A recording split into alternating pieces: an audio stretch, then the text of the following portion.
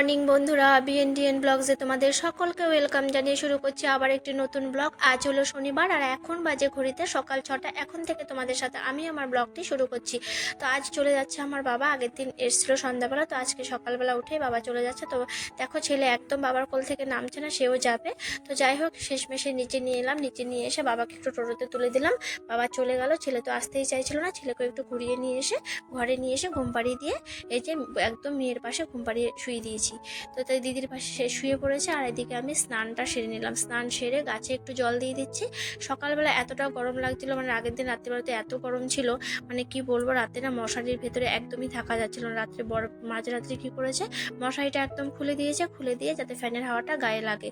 তো মশারির ভেতরে জানো তো এতটাই গরম, একদম ফ্যানের হাওয়া গায়ে লাগছিল না। তো সে মাঝরাত্রে মশারি খুলে দেওয়ার পরে তো আকাশটাও যেন কেমন মানে কি বলবো, মেঘ ডাকছিল। তো এবারে ভাবছিলাম যাই হোক, মেঘ ডাকছিল, বৃষ্টি হবে, তো ঠান্ডাটা হয়তো একটু ঠান্ডা ঠান্ডা পড়বে আর কি।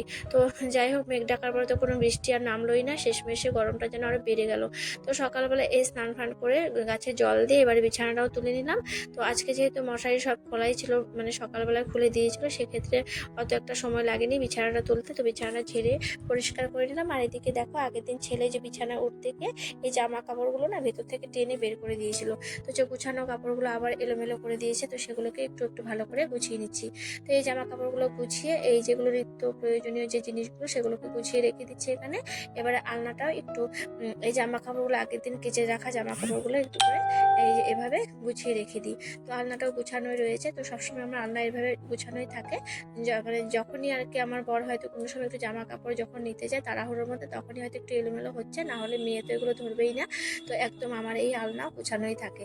তো মাঝে সপ্তাহে 2 দিন করে আমি যতই গুছানো থাক না কেন, সব জামা কাপড়গুলো সপ্তাহে 2 দিন করে বের করে আবার নতুন করে গুছিয়ে রাখি। তাহলে কি হয়, পোকামাকড় কাটারও ভয় থাকে না জামা কাপড়ে। তো এবারে সব বিছানাটা তুলে নিয়ে এসে এবার এদিকে দেখো, আমার এই সকালবেলা কাজের বউটা এসে সবকিছু কাজগুলো করে দিয়ে গেল। ওই বাসন মাজা, ঘর মোছা, কাঁচা ধোয়া করে দিয়ে চলে গেছে। আর এদিকে আমি হালকা করে গ্যাসটা মুছে নিয়ে তারপরে মেয়ের জন্য ম্যাগি বসিয়ে দিয়েছি। আর এদিকে আমি একটু করে ছাতুর শরবত খেয়ে নিচ্ছি। আর সকালবেলা এখন কি করি বলো তো, আগের মতো আর চা টার খাই না। যদিও বরাবরই আমার চায়ের নেশাটা ছিল না, তবু মাঝখানে একটু অর্ধেক খেতাম, তো সেটাও বন্ধ করে দিয়েছি। এখন ওই যে কি করি, একটু গরমে আর কি ছাতু পাতলা করে একদম এই ছোলার ছাতু মানে ভালো করে পাতলা করে গুলে নিয়ে তার মধ্যে একটু লেবু চিপে দিয়ে নুন আর একটুখানি চিনি দিয়ে গুলে পাতলা করে খেয়ে নিই। তো তাতে কি বলতো, সারাদিন মনে হয় যেন মানে কোনো খিদেই পায় না, বেশ এনার্জি লাগে। তো ওই শরবতটা খেয়ে নিলে কি হয়, কাজে বেশ মন বসে, বেশ কাজ করতেও ভালো লাগে। তো এদিকে মেয়ের ম্যাগিটাও সেদ্ধ হয়ে গেছে, মেয়েকেও ম্যাগিটা শুধু সেদ্ধ সেদ্ধ করে একটু স্যুপ করে দিয়েছি। তো মেয়ে বলছে রোজকার তো আমি ভাত খেয়ে স্কুলে যাই, তো আজ আর ভাত খাবো না, আমাকে পাস্তা না হলে ম্যাগি করে দাও। তো ম্যাগি খেতে চেয়েছিল, শেষমেশ একটু ম্যাগি সেদ্ধ করে দিলাম। তো হালকা মশলা দিয়ে দিয়েছি, একটু নুন দিয়ে সেদ্ধ করে দিয়েছি। তো সেই ম্যাগিটা সে খেয়ে নিচ্ছে। আর এদিকে ও ম্যাগি খেতে খেতে আমি ওর ওই টেবিলটাকে একটু গুছিয়ে দিচ্ছি। এখানে অ্যাকচুয়ালি কী বলতো, কম্পিউটারটা ছিল, তো কম্পিউটারটা আমার বর নিয়ে গেছে তার কাজের জন্য। তো এখন যেহেতু মেয়ের প্রয়োজন নেই, তো বলছে এখন আমি নিয়ে যাই, যখন মেয়ের লাগবে আবার নিয়ে চলে আসবো। তো যেহেতু কম্পিউটার টেবিলটা ফাঁকা পড়ে থাকে, তো এখানে আমি কিছু কিছু জিনিস রেখে দিয়েছি। তো এবারে এইখানে একটু মানে কি মানে টেবিলে একটু কাপড় ছিল পাতা, সেই টেবিল কাপড়টা তুলে দিয়ে একটু কেচে দিয়েছি। আর এই জায়গাটা ওগুলো একটু গুছিয়ে নিই। তো এভাবে গুছিয়ে রেখে মুছে পরিষ্কার করে নিচ্ছি। তো এই যে দেখো, আর কি বলতো, বাড়িতে যদি নিজের কেউ আসে না, যাওয়ার পরে মনটা ভীষণই খারাপ লাগে। মনে হয় কি আরো 2 দিন থাকলে মনে হয় ভালো হতো। তো আমার বাবা কি বলতো, যখনই আসে, আর যে কেউ কেন, মা বাবা যখন বাড়ির থেকে এসে যখন চলে যায় না, সত্যি বেশি মনটা খারাপ লাগে। তো দেখো, মনে হয় আরো 2 দিন থাকুক, থাকলে হয়তো ভালো লাগবে। তো আর আমার বাবা যখনই আসে, তো একদিনের বেশি 2 দিন সে থাকতেই চায় না, কারণ আমার ছোটোর থেকে আমরা দেখে আসছি, বাবা যদি কোথাও ঘুরতে যাও, এই এক রাত্রের বেশি 2 রাত বাবা কোথাও থাকে না। তো বাড়িতে থাকতেই ভালোবাসে। মানে যে কোনো কাজ ছাড়া যদি খুব দরকারি কাজ হয় তবেই 2-3 দিন থাকতে হয়, বাধ্য থাকতে, সেক্ষেত্রে থাকে, না হলে কোথাও গিয়ে ঘোরার জন্য গেলে এক রাতের বেশি 2 রাত থাকতে চায় না। তো যাই হোক, এই যে বাবা তো চলে গেল, তো মনটাও ভীষণ খারাপ লাগছে। মনে হচ্ছে যে আর 2 দিন থাকলে হয়তো ভালো লাগতো।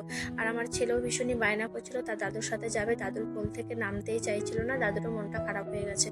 এই যে দেখো, এদিকে আবার ওষুধগুলোকে সব বের করে দিয়েছে। আর আমাদের কি বলতো, এই ধরনের কিছু কিছু সংসারের কাজগুলো রয়েছে, জিনিস রয়েছে, যেগুলো ওষুধগুলো খুব প্রয়োজনীয়। যেমন এই দেখো এখানে মেডিসিনগুলো, যদি সবার মেডিসিন যদি আমি আলাদা আলাদা করে আমরা সবাই রাখি না, দেখবে দেখতে মানে সব কিছু গোছানোও থাকে। আর কি বলতো, বেশ প্রয়োজনীয় জিনিসগুলো না চটপট করে হাতের কাছে পাওয়া যায়। আর এই যে দেখো ছেলের আমি ওষুধপত্রগুলো যেমন ছেলেরটা আলাদা করে রাখি, মেয়েরটা আলাদা করে রাখি, আর আমাদের বড়দেরটা একটু আলাদা করে রেখে দিই। তো এইভাবে আলাদা আলাদা করে গুছিয়ে আমি রাখি। তো এভাবে গুছিয়ে রাখলে কি হয়, যখন কেউ ধরো বাড়িতে থাকলাম না, হয়তো এক সময় কি হয় জানো তো, আমরা যখন কেউ বাড়িতে না থাকি, শাশুড়ি মা একা ঘরে থাকে, তো এভাবে যদি ওষুধগুলো যদি আমি আলাদা করে নাম লিখে রেখে দিই, তাহলে কি হয় মানে তার আর খোঁজার প্রয়োজন হয় না, তার নাম দেখে একটু লেখাটা দেখে খেয়ে নিতে পারে। আর সেই ক্ষেত্রে কি সুবিধে। তো আমি মানে বরাবরই আমি মানে আমার বিয়ের পর থেকে কি বলতো, আমার বড় কি করে এই জিনিসটা, যদিও আমার বড়ের কাছ থেকে শেখা, এই যে ওষুধগুলো যখন থাকে না প্যাকেটটা ফেলে দেওয়া হয়, তো ওষুধের পাতার গায়ের মধ্যে ওই ওষুধের নাম আর কখন কটা খেতে হবে এই যেভাবে লিখে রেখে দেয়, নাম দিয়ে, যে এটা যদি আমার ওষুধ হয় তাহলে আমার নাম করে, আর আমার বরের ওষুধ হলে বরের নাম করে, এভাবে পাতার মধ্যে আমরা লিখে রেখে দিই। তাহলে যদি আমরা কোথাও ঘরে না থাকি, কোথাও যাই, তাহলে আমার শাশুড়ি মা যদি একা থাকে কোনো সময়, তাহলে তারও সুবিধা হয় পেতে। আমি যখন একা থাকি, মানে আমারও মেয়ের ক্ষেত্রেও সবার ক্ষেত্রে এগুলো পেতে সুবিধা হয়। আর সেক্ষেত্রে কোনো আর অসুবিধা হয় না, কোনটা কিসের ওষুধ সেটা দেখলেই একবারে হাত দিলে মানে পাওয়া যায়। তো এভাবেই গুছিয়ে রাখি। তো এই জিনিসটা আমি বরাবরই করে রাখি। আর এই যে দেখো এখানে যে গ্যাসের যে কিছু কিছু ওষুধ রয়েছে, এগুলো যেমন এই যে ইনো আর এই গ্যাসোফাস্ট, এগুলো আমি কি করেছি বলতো, প্যাকেটগুলোকে একটি রাবার ব্যান্ড দিয়ে এভাবে বেঁধে রেখে দিই। তাহলে কি হয়, যখন দরকার হয় একটা করে বের করে খেয়ে নেওয়া যায়, আর বাকিটা ওইভাবে গোছানোই থাকে। তো এইগুলো ওষুধগুলো যদি এভাবে পরিপাটি করে গুছিয়ে রাখা হয়, তাহলে দেখবে খুঁজতে একদম অসুবিধা হয় না। আর বাচ্চাদের ওষুধটা যেমন আমি বাবানের ওষুধটা একদম আলাদা করে রেখেছি, যখন কোথাও যাই তাহলে আলাদা করে, আর তো সেই সময়টা না, ওই সময়টা কি বলতো, ওখান থেকে আলাদা করে নিয়ে আবার নতুন করে গোছাতে হয় না, যে গুছানো জিনিসটা ওই ব্যাগটা ধরে নিয়ে চলে যাই। আর আমার একটা অভ্যেস কি বলতো, বরাবরই যদি কোথাও যাই, তাহলে আগের দিন রাত্রিবেলা যাই গুছাই না কেন, সবার আগে মেডিসিনটাকে একদম রেডি করে রাখি। কারণ কোথাও গেলে এটাই সব থেকে বেশি প্রয়োজন মনে হয় আমার। তো এই যে বাচ্চা কাচ্চা থাকলে তাতে কি হয় বলতো, এই জিনিসগুলো সাথে করে নিয়ে গেলে যেখানে যাই না কেন কোনো অসুবিধার মধ্যে আমরা পড়ি না। তো এই ক্ষেত্রে এগুলো ভীষণই সুবিধের। তো আর যেগুলো খাওয়া হয়ে গেছে সেগুলো কেটে বাদ দিয়ে ফেলে দিলাম, তো অনেকটা জায়গা মানে কম লাগে, তো সেক্ষেত্রে সুবিধেও হয় রাখতে, আর গোছানোও থাকে। তো এইভাবে সব গুছিয়ে রেখে দিলাম। এবারে সব কাজ করে চলে এসেছে রান্নাঘরে এসে ভাতটা বসিয়ে দিলাম। তো এইদিকে চাল ধুয়ে ভাত বসিয়ে দিয়ে চলে যাব আমি সবজি কাটতে। তো ভাতটা এদিকে হতে হতে কি কি সবজি নিয়ে এসছে সেগুলো এদিকে আমি কেটে নেব। তো এই যে দেখো আগের দিন এই যে রাত্রিবেলা মানে কি করেছে তোমরা, এখানে একটা আরেকটি কথা তোমাদের সাথে শেয়ার করি, সেটা হচ্ছে আমার মানে বাবান আগের দিন আমাদের সবাইকে যেন চমকে দিয়েছিল। কারণ এতটা সে মানে মানে ভয় দেখিয়ে দিয়েছিল, মানে আমরা ভেবেছিলাম না, যা হোক কিছু একটা হয়েছে, সেরকম একটা ভীষণ চিন্তায় ফেলে দিয়েছিল। তো আগের দিন বাবা যেহেতু রাত্রিবেলা মানে এসেছিল, তো ও কি করেছে, আমি এদিকে মা গেছে হচ্ছে মেয়েকে নিয়ে টিউশন পড়াতে নিয়ে গেছিলো, আর আমি এদিকে বাবাকে নিয়ে একা, আর বাবা আমার ঘুমিয়ে পড়েছিল। তো সন্ধ্যার দিকে বাবার একটা অভ্যেস কি বলতো, টিভি দেখার পরে একটু ঘুমোয়। তো 1 ঘন্টা মতো ঘুমিয়ে তারপরে উঠে খেয়ে আবার শুয়ে পড়ে।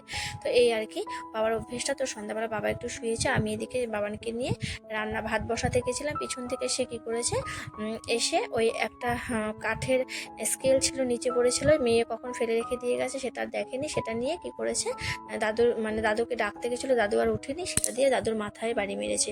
তো যাই হোক সেটা হালকার উপর দিয়ে গেছে আর কি, সেরকমভাবে লাগেনি। তো সেটা দেখে আমি আবার গিয়ে দেখছি বাবা মাথায় হাত দিয়েছে। সেটা আমি বললাম যে তুমি দাদুকে ব্যথা দিয়েছো, ওই যে বলেছে সে। তারপরে একটু পরে আমার কাছে ছুটে এসে আমার কোলে উঠতে গেছিলো। তো আমি কোলে নিতে গিয়ে আমি বুঝতে পেরে আমার মনে হলো সে আমি কোলে নেওয়ার পরে হয়তো কোনো জায়গায় টান লেগে ব্যথা পেয়েছে। পরে দেখি সে এতটাই কান্না করছে, সে ব্যথা ব্যথা ব্যথা ব্যথা বলেই যাচ্ছিলো। তো যাই হোক বাচ্চারা তো ওরকম বলছে, তো কোথায় ব্যথা লেগেছে সেটা আমিও বুঝতে পারছি না, আর সে তো আর গুছিয়ে বলতে পারছে না। তো আর দেরি না করে কি করলাম, বরকে সাথে ফোন করলাম। সে অফিস থেকে তাড়াহুড়ো করে চলে এসে আমি আবার কি বললাম, আমাকে বলছে রেডি হয়ে নাও, ওকে নিয়ে যাব ডাক্তারের কাছে। তারপর ওকে তাড়াহুড়ো করে ওই ডাক্তারের কাছে নিয়ে গেলাম, যে ডাক্তারের কাছে নিয়ে ডাক্তার দেখালাম। বাড়ি ফেরার পথে সে একদম সুস্থ হয়ে গেল, মানে তার ওষুধের আর কোনো প্রয়োজনই হলো না। তো আস্তে আস্তে সে গান করতে করতে গোটা রাস্তায় বাবার বাইকে বসে সে বাবাকে চেপে ধরে এসছে কোনোরকমভাবে। তার মানে কোনো কান্নাকাটি আর নেই, সব কিছু একদম ঠিকঠাক হয়ে গেছে। রাস্তায় কুকুর বিড়াল দেখছে আর সেই গান করছে, আর ভীষণ খুশিতে সে পুরো রাস্তা চলে এসছে।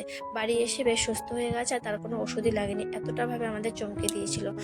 তো যাই হোক, তো রাস্তায় আসার পথে দুটো ভুট্টা মেয়ের বাবা বলছে যে মেয়ে তো খেতে চেয়েছিল, তাহলে নিয়ে নিত। দেখছি রাস্তায় মানে ভুট্টা বিক্রি হয়েছিল, তো দুটো ভুট্টা নিয়ে এসছে। সেটা এতটাই কচি, তোমাদেরকেও দেখালাম, খুব সুন্দর, আর ভুট্টাটা খেতেও ভালো লাগে। আর মেয়ে বলছে, মা তুমি এটা আমাকে পুড়িয়ে দিও, আর তার সাথে একটু লেবু আর এই নুন দিয়ে মেখে দিবে, সে খেতে ভীষণ ভালোবাসে। আর এইদিকে দেখো আমি সবজি কাটতে কাটতে এদিকে মেয়ে আবার কি করছে, আমাকে ওই টক আমটা কেটে নিয়ে একটু নুন মেখে বলছে একটু খেয়ে দেখো, ভীষণ মিষ্টি। তো আমাকে সে ঠকাতে এসছে আর কি। তো আমি খেয়ে আর বললাম না যেটা টক, আমিও তাকে ঠকিয়ে দিলাম যে হ্যাঁ সত্যি রে, ভীষণই মিষ্টি। মেয়ে হেসে চলে গেল, আমি আর কিছু বললাম না। আর এই যে সবজি ওইদিকে কথা বলতে বলতে কাটা হয়ে গেল। আর এইদিকে ছেলেকে দেখো, ছেলে খেলতে খেলতে যে মেয়ে আমাকে আম দিতে এসছে, সে বলছে সেও আদর খেতে এসছে, সে ছুটে চলে এসছে। খেলতে খেলতে মাঝে মধ্যে না এরকমই করে, খেলতে খেলতে কি করে বলো তো, একদম ছুটে এসে আমার কাছে এসে আদর আদর বলে আদর খেয়ে যায়। আর জানো তো এই সময়টা না ভীষণই মানে ভালো লাগে আর কি। মনটাও যেন সারাদিন কাজ করলেও না এরমভাবে যদি এই বাচ্চারা এসে গলা জড়িয়ে একটু আদর করে, সারাদিনের মনে হচ্ছে ক্লান্তি সব দূর হয়ে যায়।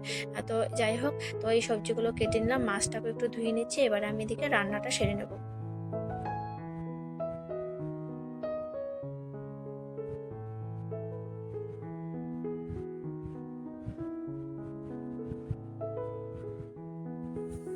তো নিয়ে এসছে আগের দিন রাত্রিবেলায় শোল মাছ, তো বাবাকে 2 পিস শোল মাছ রান্না করে দিয়েছিলাম। আর এই যে বাকি শোল মাছটা রয়েছে ফ্রিজে, সেটা বের করে নিয়ে এখন একটু পাতলা করে আলু দিয়ে শোল মাছের ঝোল করে দেব।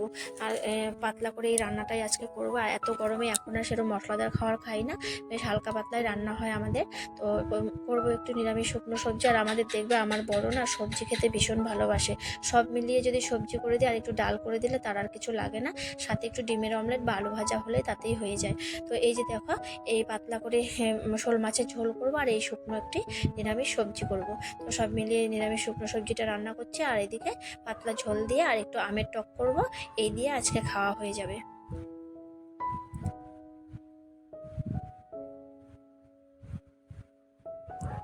তো এদিকে রান্নাটাও বসিয়ে দিলাম, রান্নাটাও হতে হতে আর এদিকে আমার বড় চলে এসছে। তো বড়েরও ভীষণ তাড়াহুড়ো করছে যে আমাকে তাড়াতাড়ি যা হয়েছে তাই দিয়ে দাও।